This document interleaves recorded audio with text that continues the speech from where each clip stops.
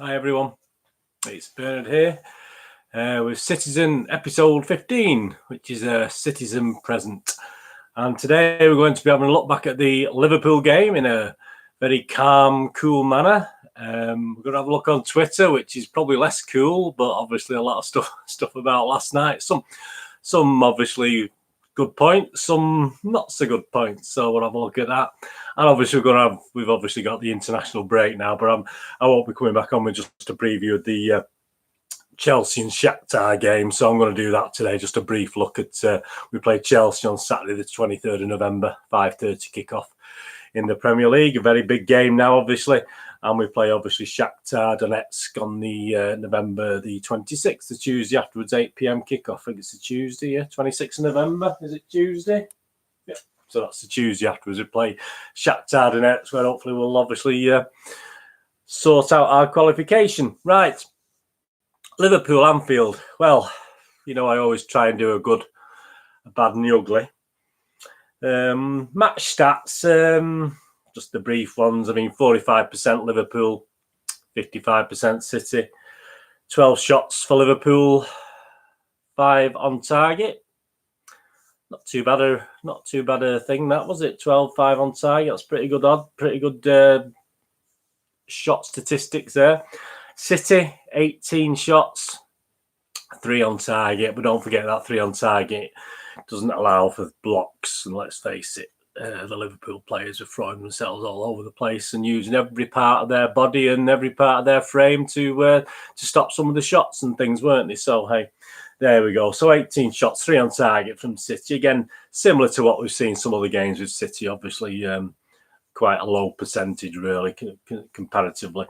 4 corners for Liverpool, which no big deal, was it? 13 corners, unlucky for some corners for City. Fortunately, no one was sent off or anything like that. But, well, there we go. Good, bad and the ugly. The good, well, the only real good, isn't it? I mean, the only real good. I mean, I like to see an animated Pep. As I said, I've been keeping an eye on him the last couple of these vlogs and telling you about my thoughts on his body language, etc. It's nice to see an animated Pep. Obviously, he was well up for it, and some nice gesticulations, etc., etc. He did sit in his little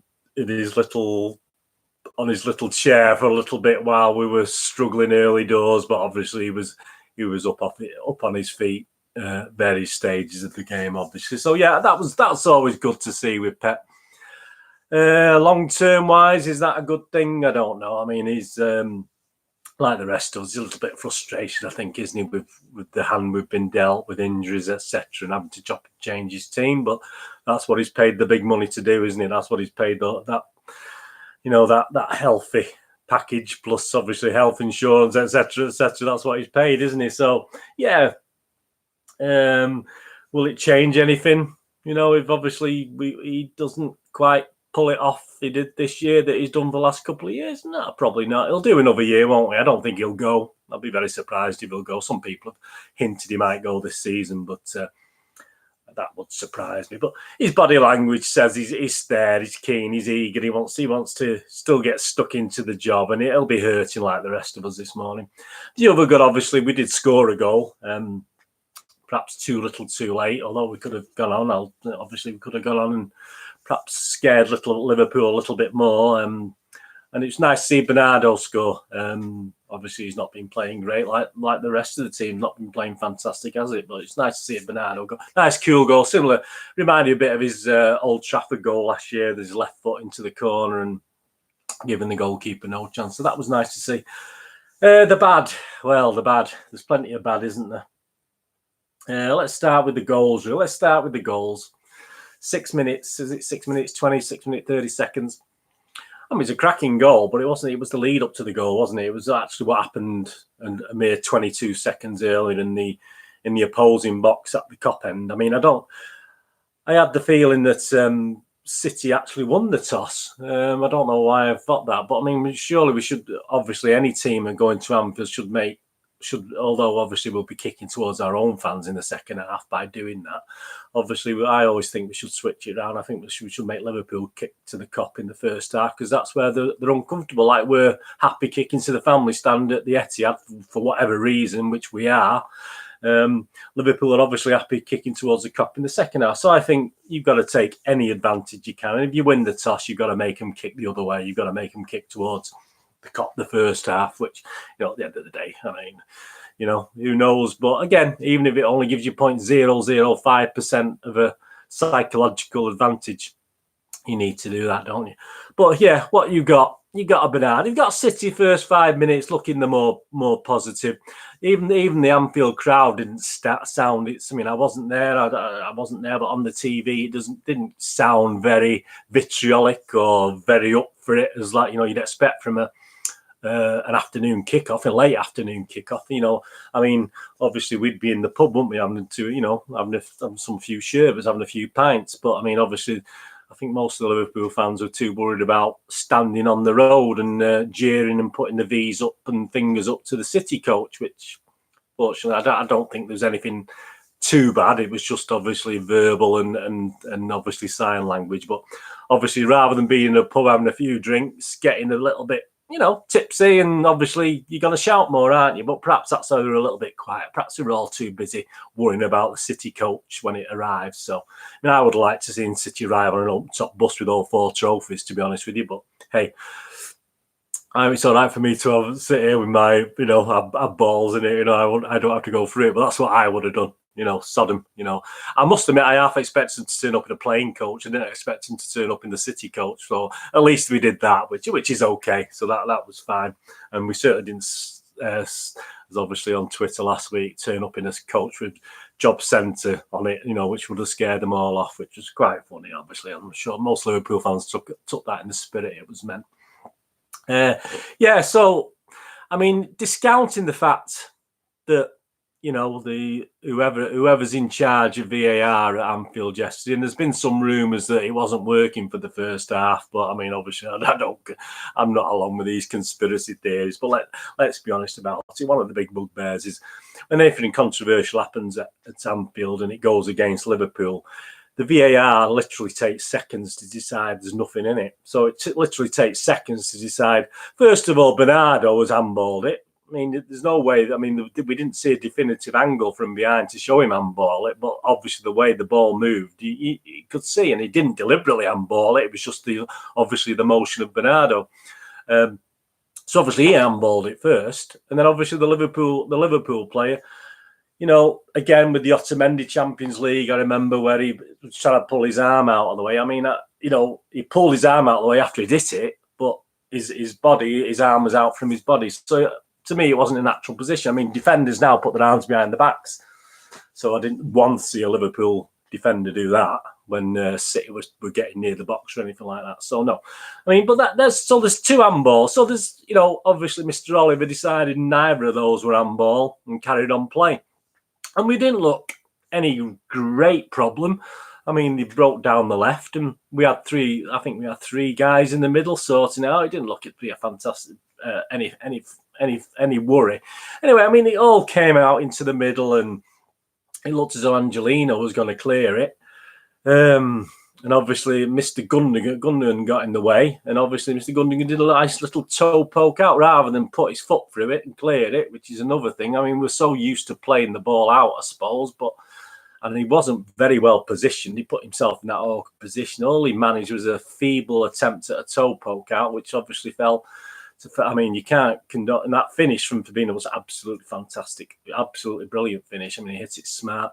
Rodri perhaps should have closed him down a little bit better, turned his side to him. I mean, I'm sorry, you've got to take it, even if it hurts. You've got to take it in the stomach. You've got to take it in other dodgy places. I mean, I'm sorry, Rodri turned his back to it. Wasn't quick enough getting to it in the first place, and I don't think Bravo had much chance. To be honest, there's not many goalkeepers would have saved that. But it all goes back to the handball, and people were saying the handball wasn't given because it would have caused carnage after the goal was scored. But that's not the idea, is it? It's supposed to go back and do it. But hey, that was the first goal. Obviously, controversy. 6 minutes down. Did you like me? I thought pretty much, I thought, we're going to struggle here. I know I wasn't overly confident going down after 6 minutes. And again, we played all right. We played some pretty football, didn't we? I mean, without being fantastic. Our work ethic, I don't think, was fantastic. We don't close down anymore. I don't know what's happened to our closing down. We don't seem, and if we do close down, we're leaving ourselves low on numbers in various other areas of the pitch. Their second goal, I mean, Salah, I've watched a lot of Liverpool games this season because obviously I wouldn't normally watch opposition teams. I watch City and that's it. I don't really bother usually, but I'm doing a lot of Premier League reviews for other things. So I have to try and watch a lot of the games. And I have enjoyed a lot of the games, I must admit. And Liverpool, Salah, apart from being on the pitch and being a nuisance and obviously drawing players all over the place, which is a good thing. He's not been on great form, but was he offside for a start? Well, certain things on the TV say it is. But again, something on any other day and any other match, VAR would take 2 or 3 minutes to decide and show you all the grids and show you all the dotted lines. We didn't even get that, did we? So what was going on there? Again, within a few seconds, it was virtually decided he was onside. Again, no quibble. It's Liverpool. There's not going to be no quibble about it, is there? No, it's fine. It's to Liverpool's advantage. Absolutely superb. He took the goal absolutely superbly. No problem with that. Fantastic. I mean, he did a really good job. Bravo again. Bravo was where Bravo should be. There's not a lot he could have done with that. It was a superb goal. But again, I'm sorry, unless, why is these things at Anfield? Why are decisions that, Sheffield United, Tottenham, it took almost 4 minutes to decide a close thing. I mean, you can't say that wasn't close. You can't say that it was so obviously onside, the Salah thing. It wasn't. That needed, the log tables. That needed the square rule taking out. That needed the compass. That needed the dotted lines. But we didn't see any of that. So where was it? I haven't got a clue. I mean, and again, literally within 20, 30 seconds, VAR decided it was a goal. Absolutely no idea. Absolutely no idea. I'm sorry. I mean, I've seen pictures where he does look offside.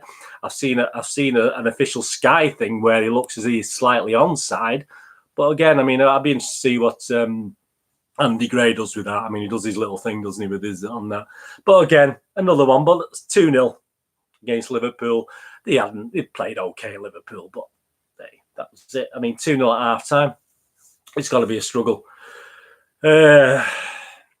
Second half, I mean, you've got to settle down. 2-0 down. You've got to try and get a goal back. Next goal wins, basically. That's what they say, isn't it? 2-0. If you can get it 2-1, you've got a chance. If it goes to 3-0, you're struggling a little bit. And again, I don't know. We had numbers back. We seem to always have numbers back, but Liverpool are clinical. Liverpool are excellent, which we're not. We haven't been all season, really. We had the odd 20 minutes against Watford where everything we hit went in. We were clinical, but apart from that, we've never been clinical.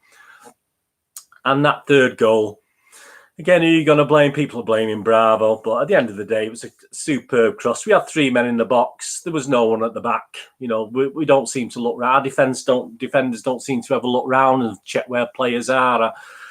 There's so much space we leave around. We leave 3, 4, 5 yards from our defender to an attacker, and with no time to respond.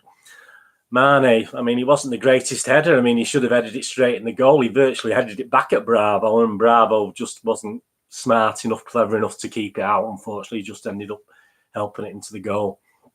But at 3-0, I mean, we're not coming back from that. We're not coming back from that. And yet, we very nearly did we? We had the good with the Bernardo goal. And there was, 11 minutes of proper time left. And obviously, you're going to get 4 or 5 minutes of added time.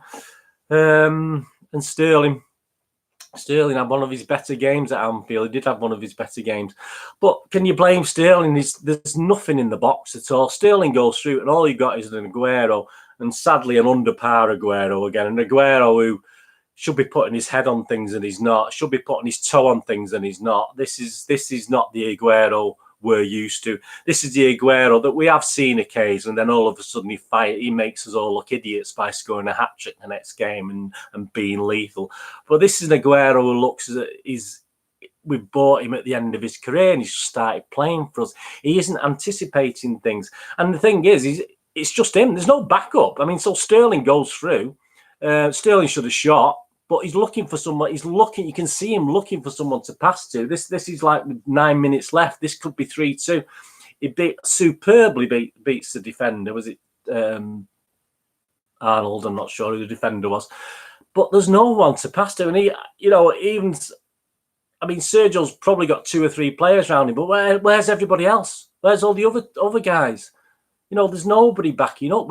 Liverpool have got 2, 3, 4 men in the box every time, and these crosses are coming in. They've got a man lingering at the back, or they've got 2 players going for it. They've got three dedicated forwards. Our midfielders aren't supporting Sergio in any way, or supporting Sterling, who gets in these positions.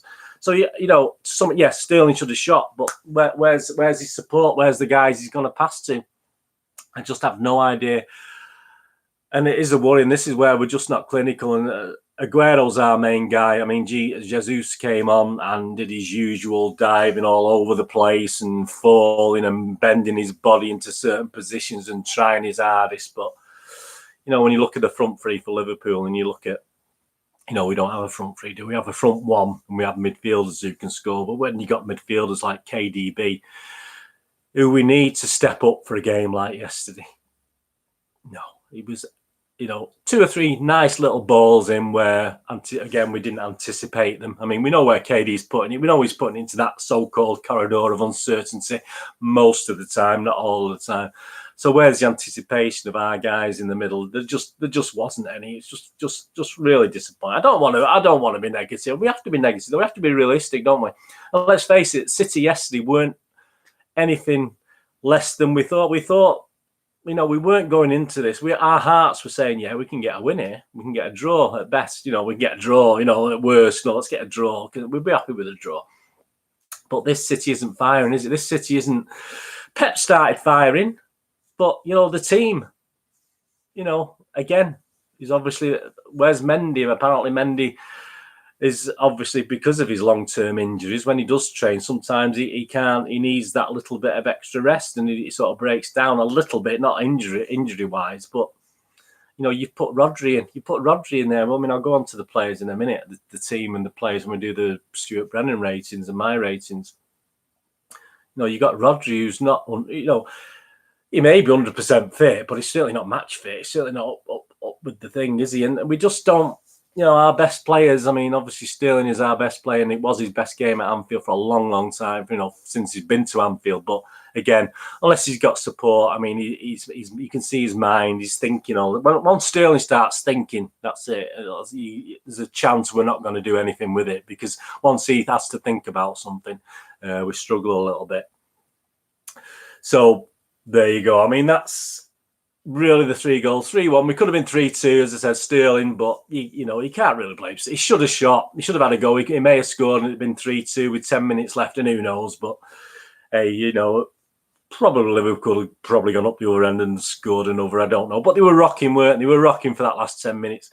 And it gave us City fans a little bit of hope, didn't it? At 3-0, I was accepting this is diabolical. Let's not make it 4 or 5. Let's keep, the goal difference be wiped out in one foul swoop. Although with 9 points behind, is the goal difference going to come into it?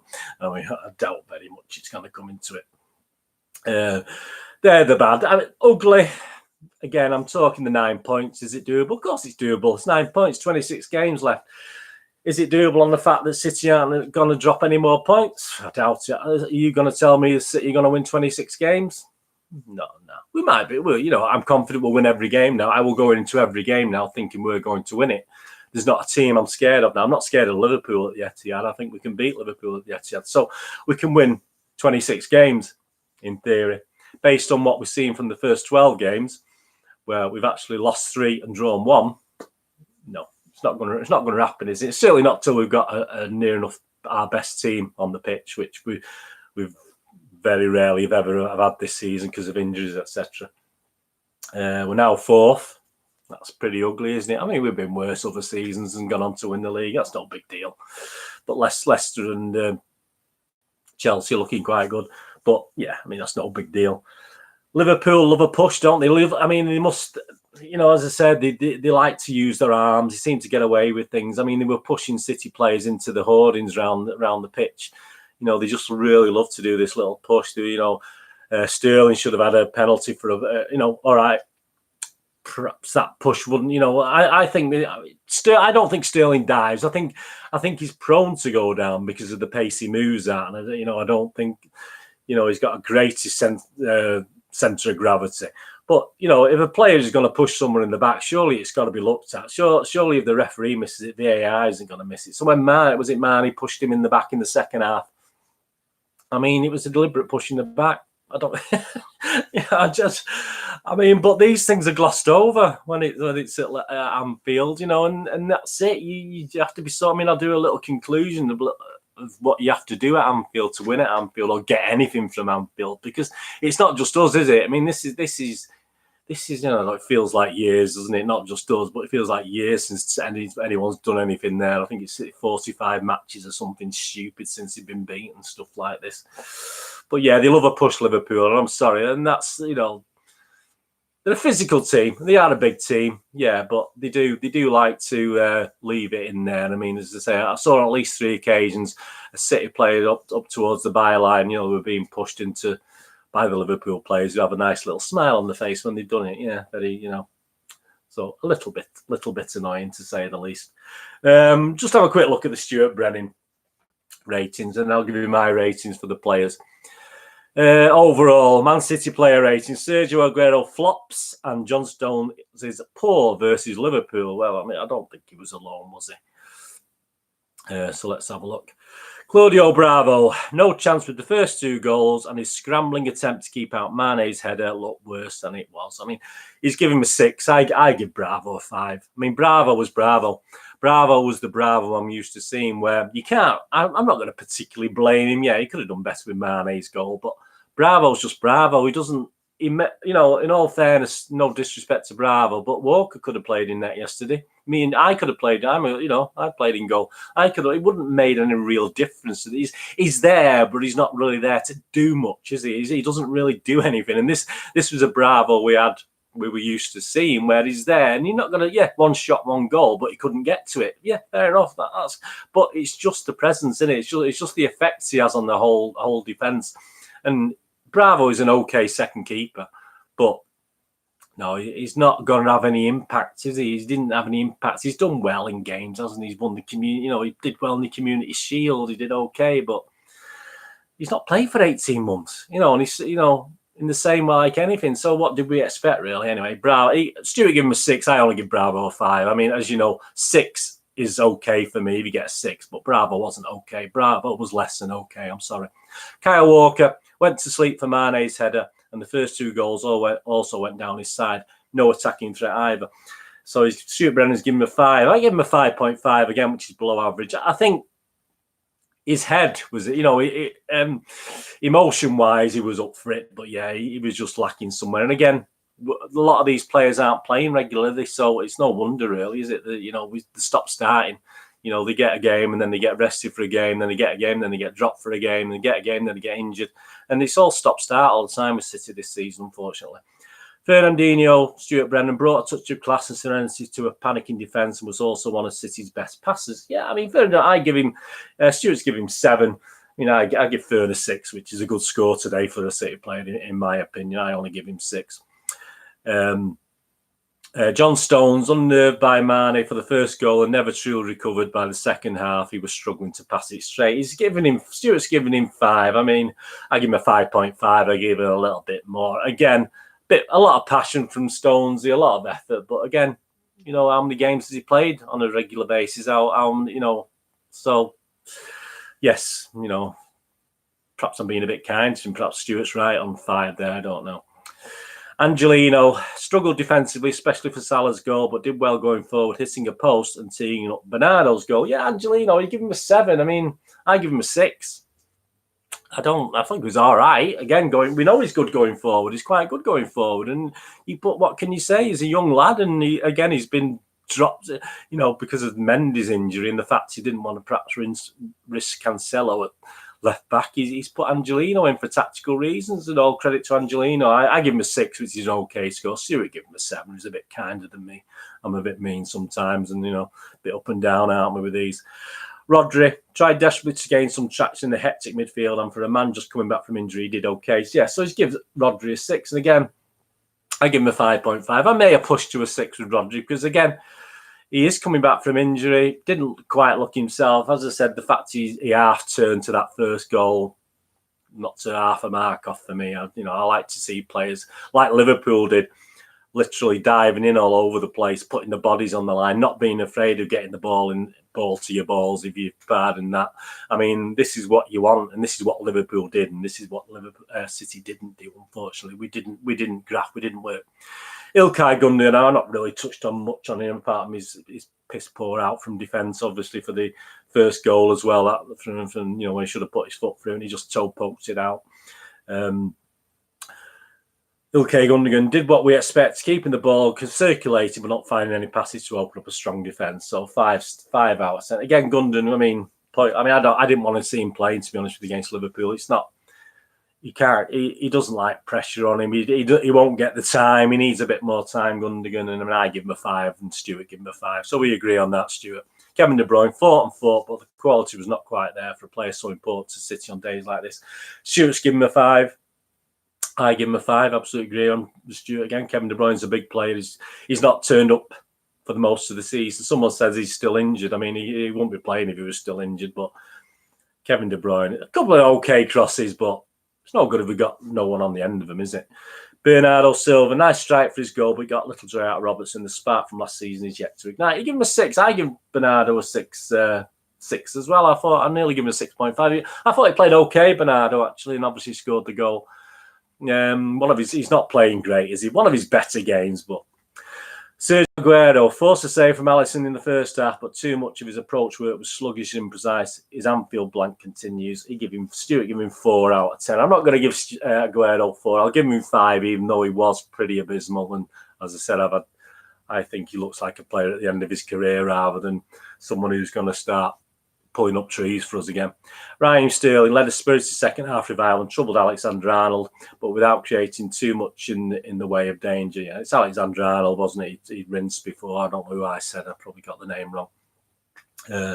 6 out of 10 for Raheem. I give him 5.5. I think it was his best game at Anfield, but some of his decision making, some of that final ball, he didn't get much support. But sometimes just go for you. He's got to make that decision. There's nobody to pass to. So why are you passing? Why are you passing to someone who can't get to it? Why are you passing where Liverpool can give Gabby a mark? I thought Gabby did his usual running around, looking busy without really doing too much, didn't he? So there you go. I mean, as you said, the team. The guys who are really disappointed with. I wasn't disappointed with Bravo. Bravo's did exactly what I thought. Walker, again. I mean, Stones, Werner, Angelino. I mean, look at that back line. Those 5 against their front 3. I mean, it was scary to begin with, wasn't it? Even before the game started. Gundogan, Rodri in midfield. Gundogan, who isn't the most dynamic midfielder. Rodri, who's just coming back from injury. I mean, it was open. That was open to fail, really, wasn't it? Bernardo, obviously, been out of form. KDB, who's been out of form. Sterling, who's been out of form and never plays well at Anfield. He probably did okay. And Aguero, who's been out of form. So we played pretty much how I expected, to be honest with you, before the match. I did say at one time we'd probably lose 3 or 4-1. I did tone that down and think, well, we might only lose 2-1, but I even think we might get a draw. I never said we'd win, but I even thought we might get a draw at some stage. But no, I mean, to sum it up, I mean, when you go to Anfield, teams have got to give more than 100%. You know, it's impossible. This is why teams aren't winning there. I think you have to give 110%, and psychologically, mentally, you have to make every little thing count. You can't, you got to do that because you're not just fighting the team. You're fighting the officials, unfortunately, for whatever reason.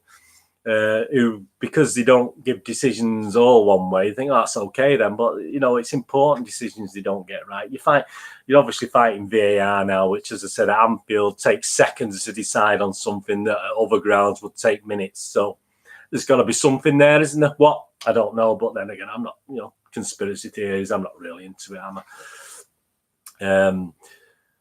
So you've got to do that. So you've got to be better. You've got to go. Teams have to be far better. They have to be so up for it for 95 minutes, and not many teams can do that. And we played some nice, pretty stuff yesterday, but we weren't committed enough. We weren't hard enough. We weren't physical enough, and we didn't have the players out there who had the form to do that. So we did struggle. So you just have to be better. You just have to be better all the time. You have to be more clinical. Liverpool are clinical. I mean, I'd love us to be as clinical as Liverpool in front of goal. And even small players get headers. I mean, it's not always the big players getting the headers. The smaller players are getting the headers as well. We have to put our bodies on the line. We have to put ourselves in the way of things like the Liverpool players did. You have to accept adversity. We have to stop whinging. Sergio, 6 minutes into the game, yes, it was handball, but the ball dropped back for you, mate. So, carry on playing the game, because why whinge about it? We know we're not going to get anything. So why just carry on, play to the whistle? Basically, that's all we're asking. He may have scored, and it would, what are the chances it would have been disallowed for Bernardo Silva using his hand to help a goal scoring opportunity? So it wouldn't have mattered anyway, would it? But please, Sergio, don't stop. And that's just Sergio at the moment. He's not there, is he? He's not 100%.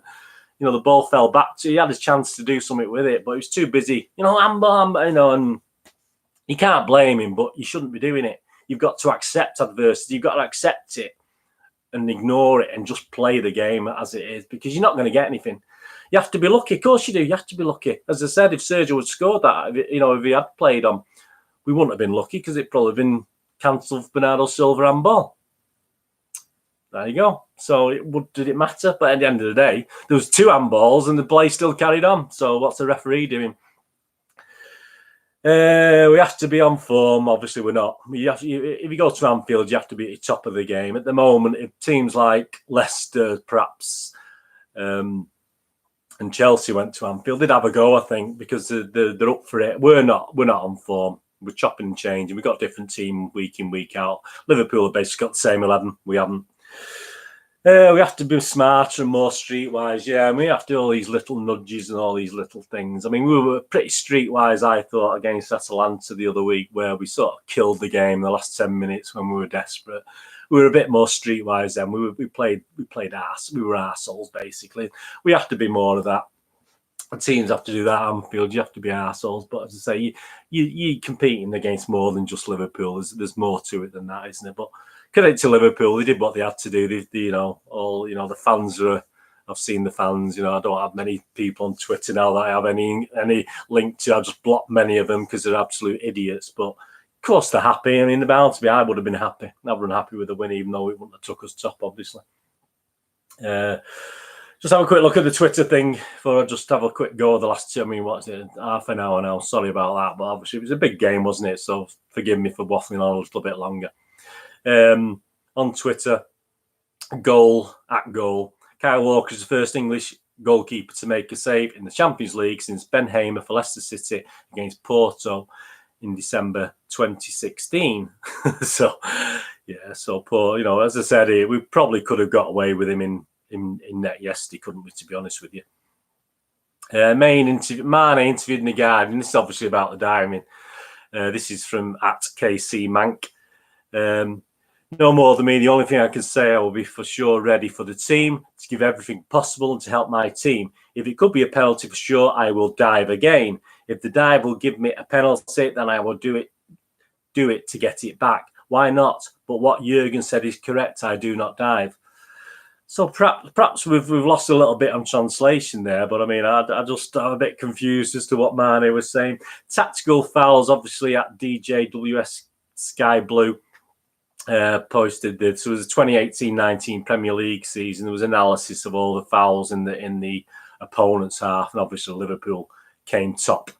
So obviously all this tactical foul. Liverpool were top with Burnley, and then City were third. So obviously all this thing about Klopp and tactical foul, how City do it, and obviously Liverpool don't, and that's one of the things. Most tactical fouling obviously is in the other in the opponent's half of the pitch, isn't it, to stop things rather than your own half. Andy Savage at MCFC 9320 Group has received a copy of The Formidables by the hugely talented Leslie. 111 Leslie 111. I'm not just saying this, but it's absolutely fantastic, and a must for any Man City fan. Looking through it again, adrenaline kicked in again, going through last season's fantastic season. So obviously that's a formidables book there. So keep your eye out for that. Again, if I get a chance to have a look at that on a future episode, I will do. Peter Swales on Twitter. It's quite a funny thing. It's obviously Peter Swales at Peter Swales 2012, obviously a parody account. And his comment was, finally get some respite from win bonuses on Sunday. So he can be quite funny. He can be quite dry at times. Not, it's obviously if you live through Peter Swales, it's perhaps not as funny, is it? Jay Porter at JCPITFC has 2 versions of Pookie. So obviously you got the Pookie at the start of the season, and we've got the Pookie that's playing now. So that's quite good. So you got to laugh, haven't you? We didn't laugh, we'd cry, wouldn't we?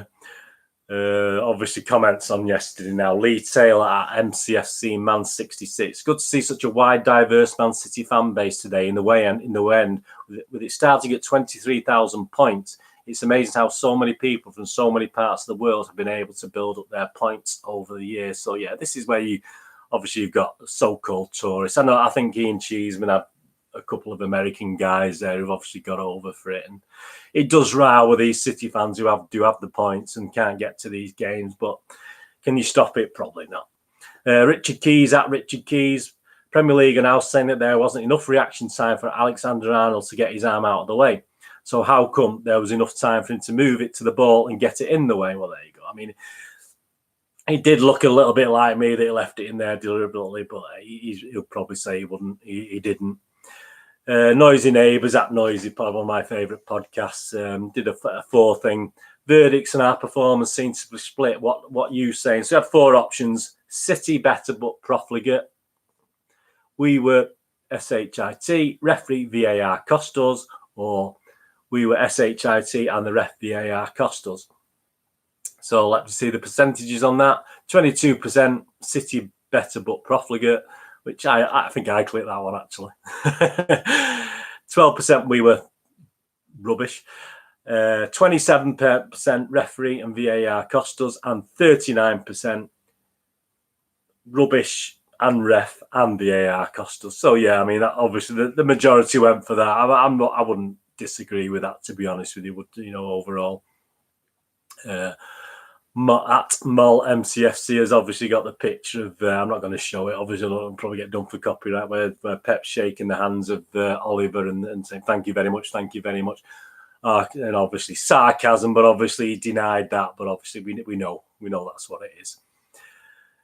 Robbie at Football Rob obviously has the 4 pictures. He has the offside picture. He has the ball in the arm in the second half. He has the push on Sterling. He has the ball in the Liverpool player in the first few minutes.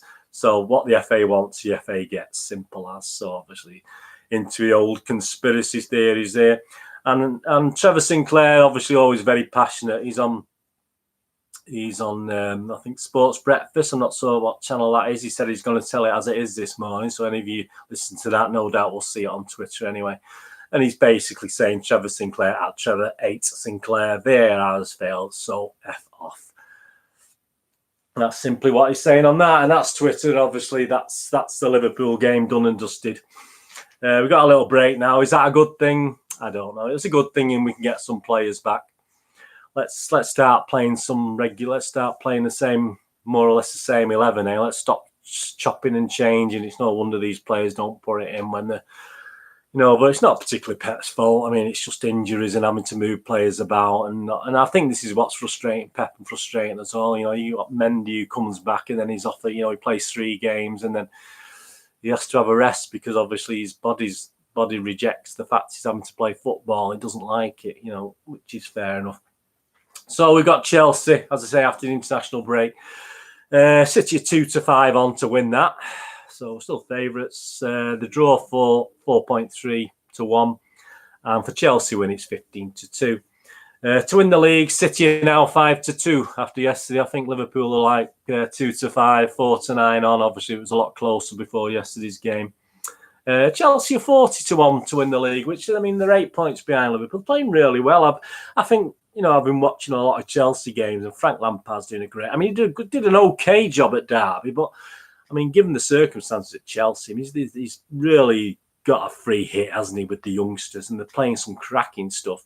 And in the last 3 or 4 games, they've been less gung-ho as well. If you think of the first game against United, where they were a better team for most of the game, but he's actually learning how to defend a little bit more as well. So, I mean, they've won 5 out of their 6 away games in the Premier League so far. So they're really going to be a challenge to us. As I said, I would say we're going to win every game now. So I think we'll beat Chelsea. But I'm very impressed with. I mean, I'm not. You know, one of my first replica kits when I was a kid was, I think, because Chelsea won the Cup Winners' Cup the year after City. For some reason, I bought a Chelsea replica kit. I mean, that liking for Chelsea died obviously at the end, you know, very quickly. But so Chelsea were my sort of secondish team. But then again, when I supported all teams when I was a kid, you know, in Liverpool, I wanted them to win the European Cup. I wanted Villa to win the European Cup in the 80s. So things change. I don't give it, you know, don't want any of them to win anything now. I just want City to win everything. I don't care less anymore. But no, Chelsea, it'd be good. It'd be interesting. Again, it's a free hit for them, isn't it? All right, they're sitting comfortably now in the top 4, aren't they? I think the third. Are they behind Leicester, or Leicester? They're second, Leicester third. I'm not quite sure. One of the two. Anyway, they're both on the same points, 1 point ahead of us. So we've got to beat Chelsea to go back above them. But they're playing really well. I've been quite impressed with Chelsea. I think it'll be a cracking game. I'm looking forward to that. And I just hope we've got some of our better players and we start hitting some form and go for that, yeah. So I think we'll beat Chelsea. Predictions score-wise, I think it'll be tight. It'll be 2-0, 2-1. I think Chelsea capable of scoring with the young lads up front. Yeah, I'll go 2-1, City win, you know, but I'd love to see a 6-0, you know, like before against Chelsea. So that's the Chelsea in the league, and then we got Shakhtar on the Tuesday after. Obviously, I'll be back on here with City present on the Wednesday after that. The betting on Shakhtar, they're 2-11 to win the game, 15-2 the draw, 18-1 for Shakhtar to win the Champions League. City are still the favourites. We're still 3-1 favourites to win the Champions League, which is unusual in my opinion. I don't think we're the favourites to win the Champions League. Perhaps they're working out the basis that come January, February, we may have a full strength squad, but hey, there's no guarantees of that, is there? Shakhtar are 500-1 to win the Champions League, and so they're sort of sitting second on. They must be sitting. They've actually got a worse goal difference than Zagreb, but obviously the head-to-head they've got. So I think it's slightly better because they've scored more goals, even though they've drawn. Obviously, I mean Shakhtar, we beat them 3-0. Obviously at their ground, they beat Atalanta 2-1. They drew at home to Dynamo 2-2, but they drew at home. So yeah, they drew at home to Dynamo 2-2, but then they drew away with them 3-3. So I think that's why they're ahead, because a 3-3 score is classed as better than a 2-2 score. So that's why they're showing ahead in the league. So they really need something from this, don't they? But let's be honest, they shouldn't be getting anything, should they? Let's be honest about it. I mean, a draw is good enough for us to get through, whatever way. We'll be going for the win. We should be able to. We beat them 3-0 quite comfortably at their place. So we shouldn't really have a problem, should we? So I could see Zagreb perhaps beating Atlanta. No. So I can see Zagreb getting to second. So that'll make an interesting last week, won't it? But Shakhtar are going to have a go, obviously. I think we'll be okay for that. I think prediction-wise, again, we're a couple of weeks away, aren't we? But I would imagine City, we're going to let a goal against Shakhtar? Probably not. I'll go 4-0 against Shakhtar. So that's that. That's the end of that. Hope you enjoyed that. Please push the old subscribe button. Again, I got a couple this morning, new subscribers. Welcome to the channel. Slowly catch your monkey out and building it up. Push the bell notifications when you know when these videos are coming out. My next episode will be a City past, so I'll be looking at. No, I'm not going to tell you particularly. There'll be a little piece on an ex-City player that I have met and chatted to many times. So there'll be a piece on an ex-City player, a legend from the 50s. So there'll be a piece on that, and obviously there'll be a I look at some program, some old program, a program opening, and some other nice little bits and bobs just that keep you entertained. So the next one will be a City Pass, which will come out probably in about a week's time, and then obviously the next City Pass, will be probably about a week later, looking at December. What December? I'm going to tell you what December we're looking at. Just bear with me. Do I remember? Yeah. There you go. December 1993. We're going to be looking at in the next City Pass as well. The one, so that'll be episode. This is 15, isn't it? So that'll be episode 17. We'll be looking at December 93, and obviously City's episode 16 will be a City Pass with a concentration on an ex-City player. All right, I hope you enjoyed that anyway. Thanks for watching. That's great. On Twitter, I'm at nostalgia_movie. Obviously on Bernard Deneen YouTube with links to my movie reviews, board game reviews, and poster reviews. If that floats your boat and you like movies, please have a look at that. I've got some great stuff on there, obviously all in playlists. I'm getting fast approaching 100 videos now, so there's plenty to go at. And looking back at the old City Pass things as well, obviously from other years. I don't do the same year, obviously. I don't look at months from different years, so have a look at that. That's really good. So follow me on Twitter at that, and obviously I post little things on Twitter, obviously about citizens. City on this day of a certain year, so there'll be a couple of games today remembered on my Twitter, so please go on that and have a go at that and enjoy that. I'm on Facebook as well at Bernard Deneen with links to moviegamenostalgia.com, my website. So if you want to buy any DVDs, old rare DVDs, posters, board games, please give us a look on moviegamenostalgia.com. All right, thanks for that anyway. I'm sad that we didn't have a bit of a more positive day. You know, at the end of the day, we go, don't we? We keep going. And they're our team. We love them. You know, well, perhaps we won't do the quadruple this season. Perhaps we'll just a couple of cups I might have to do. But hey, there's a long time left yet, isn't there? And Liverpool aren't as good. You know, they are good. Liverpool are good, but they can be beaten. Of course, they can be beaten. But unfortunately, if teams like City can't beat them, then I think we're going to have to accept eventually the inevitable. But a lot of wars can go under the bridge, can't it? A lot of things can happen. We'll beat them at our ground, so that's only 6 points ahead. So we only need some teams to start beating them, us to win every single game we play. Hey, not too much to ask, is it? Quite easy. Anyway, thanks for watching. I'll see you all again. Whatever you're doing with the rest of your day, look after yourselves, look after your friends, and especially look after your family. Thanks for watching, and I'll see you all very, very soon. Bye-bye.